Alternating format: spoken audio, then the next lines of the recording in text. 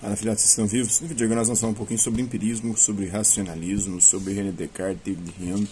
Vamos falar também sobre filosofia moderna e filosofia contemporânea.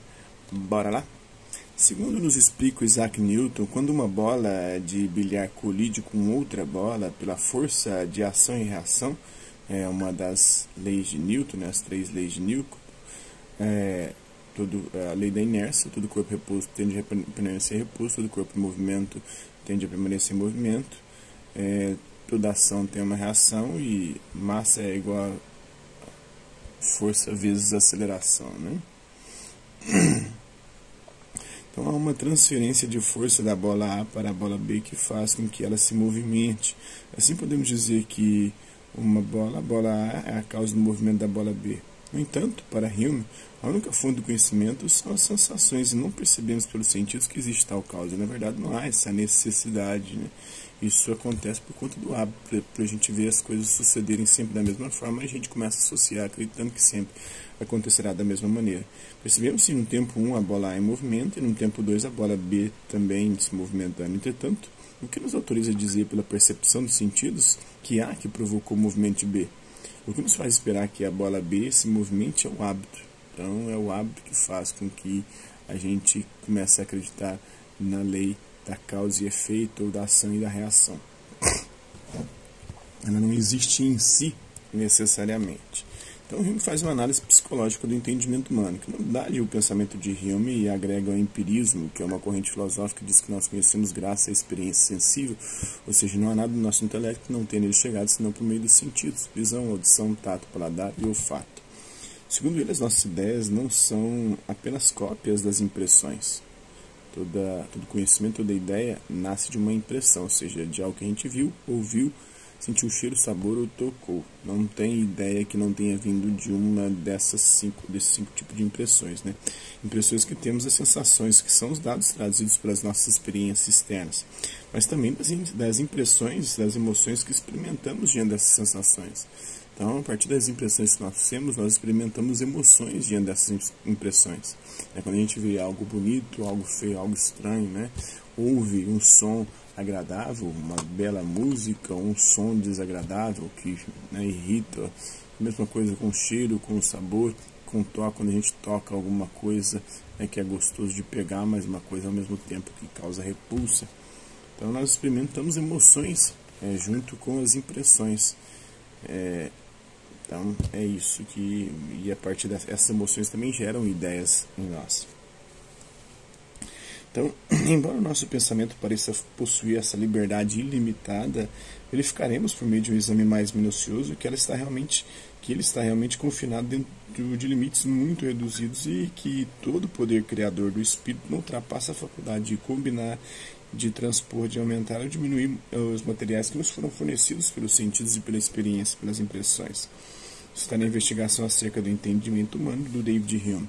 Então, de acordo com o texto, é correto afirmar que para Hume, os sentidos e a experiência estão confinados dentro de limites muito reduzidos? Não. Né? Todo conhecimento depende dos materiais fornecidos pelos sentidos e pela experiência, para ele, porque ele é um empirista. Né? O espírito pode conhecer as coisas sem a colaboração dos sentidos e da experiência? Não. Toda ideia, todo conhecimento vem de experiências sensíveis, ou seja, dos sentidos, visão, audição, tato, paladar e olfato. A possibilidade de conhecimento é determinada pela liberdade ilimitada do pensamento? Não. O pensamento não tem uma liberdade limitada, né? A possibilidade do conhecimento se dá não pelo pensamento e pela razão, mas sim pela experiência sensível.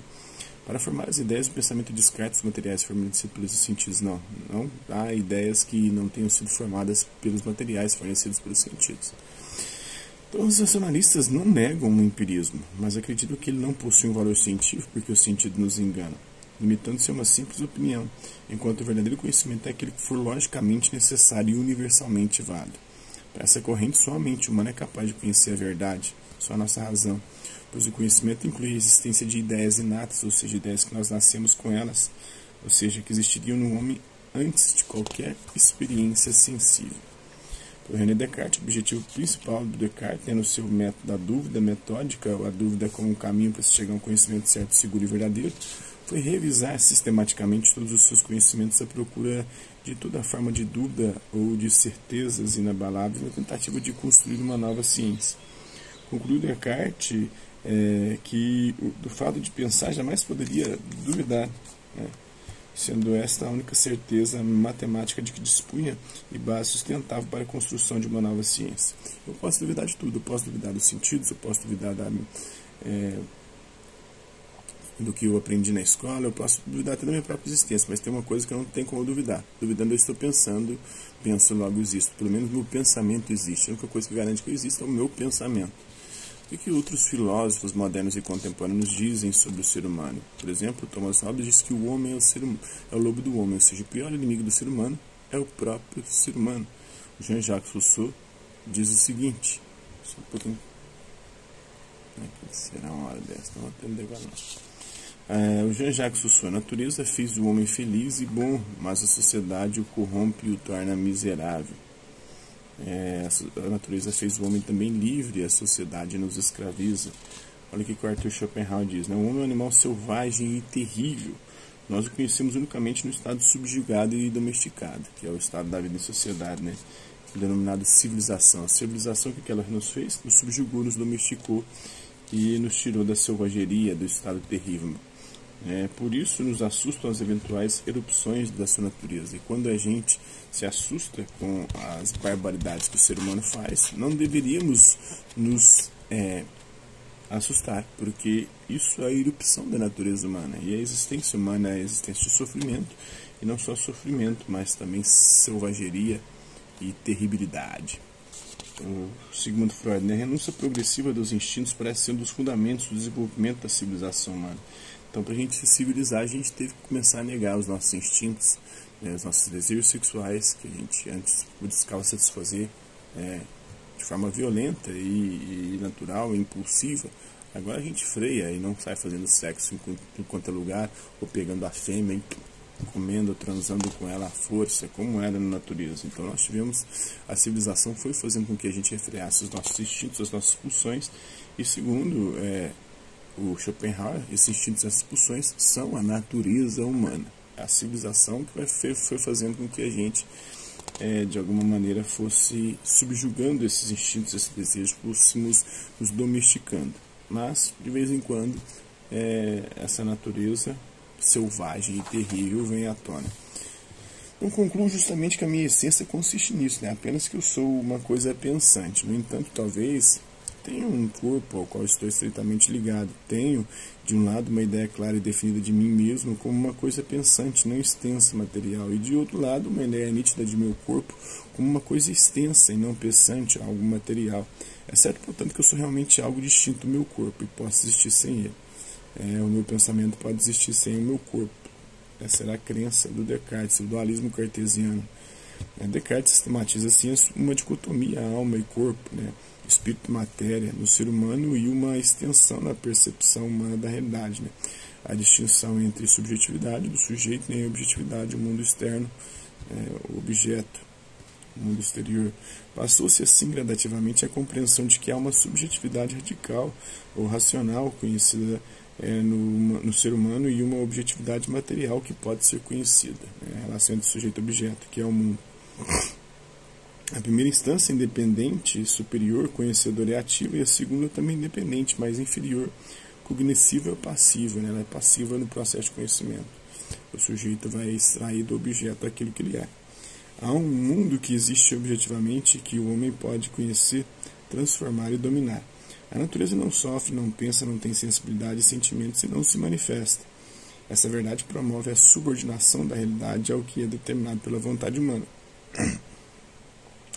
Consequentemente, na esteira dessa prática, engendra-se uma série de situações-problema que caracterizam o padrão moderno de conhecimento da natureza. Instaura-se a fragmentação do saber e a busca de simplificação da complexidade do real, e toda a série de dicotomias com seus impactos no contexto da sociedade da natureza. Cria-se, pois, uma concepção de natureza essencialmente baseada no dualismo, cuja expressão máxima e fundamental é a separação do homem e da natureza, que é o ponto nevrálgico do desenvolvimento tecnológico e científico moderno, segundo Edgar Morin, na sua obra O Problema Epistemológico da Complexidade. Então, essa visão mecanicista, racionalista, de mundo consolida o antropocentrismo, o homem como o centro de tudo, instituindo a partir do século XVII um processo de separação na relação do homem com a natureza e de um domínio do homem sobre a natureza, fazendo surgir uma nova visão de meio natural essencialmente utilitarista. O mundo me serve enquanto é útil, enquanto dele posso fazer uso, a meu proveito, a meu bel prazer. O mundo aparece agora como um objeto sobre o qual o pensamento que calcula investe, nada mais devendo poder resistir aos seus ataques. A natureza transforma-se num único posto de abastecimento gigantesco, uma fonte de energia para a técnica e a indústria modernas. Essa relação fundamentalmente técnica do homem com todo do mundo surgiu pela primeira vez no século XVII, com a Revolução Científica, na Europa, unicamente na Europa, e a partir principalmente do pensamento do René Descartes, segundo Martin Heidegger, na sua obra Serenidade. Então o mecanicismo alterou nossa percepção da realidade e todo o universo passou a ser percebido mecanicamente. No campo da ciência, consolidou-se a concepção da ciência como manipulação, e socialmente desenvolveu-se uma sociedade imbuída de valores individualistas, que só pensam no indivíduo, e materialistas, que dão um valor máximo à matéria e não há nada além da matéria. Então é isso aí, espero que vocês tenham gostado do vídeo. Quem curtiu, dá um like.